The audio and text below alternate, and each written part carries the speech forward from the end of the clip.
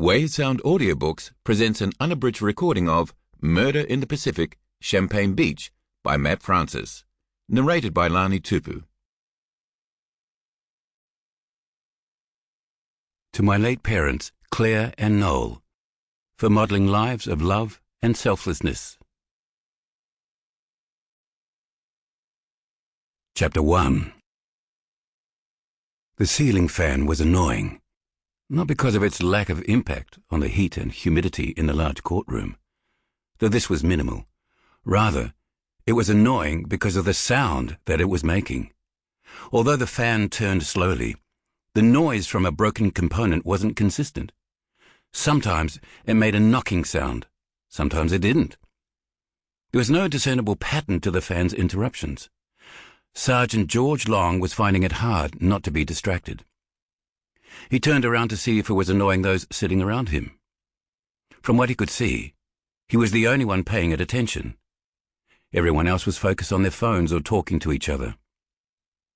On closer inspection, those in the courtroom younger than George were all using their phones, while all those older than George were talking to their neighbour or someone across the room, and even in one instance to someone standing outside the courtyard, all in a whisper that could hardly be heard, but it didn't seem to interfere with the conversation taking place.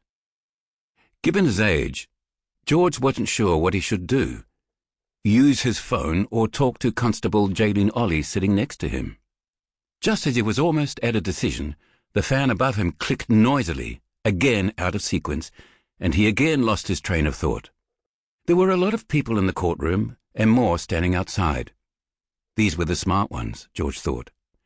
Outside there would be a breeze and no fan interrupting their thoughts by an inconsistent knocking. But those inside would hear the judgment first. They would see the accused face the moment the judge declared his guilt or innocence. That is why George was in court. He wanted to see the response. It had been a straightforward investigation that started following a phone call to the Saturday night radio talkback show hosted by Veronique Barney. George still wasn't quite sure how to describe Veronique. She was pregnant, and he was the father. They weren't living together, though they had talked about it. They weren't engaged, as she was still married, but in the process of getting a divorce, so girlfriend sounded trite, but partner seemed too presumptive. Truth be told, he just wanted to marry her and be a normal family. Regardless of how his and Veronique's relationship was labelled, the caller had spoken about a young woman in the community who had been molested by a church pastor and was now pregnant. Sample complete. Ready to continue?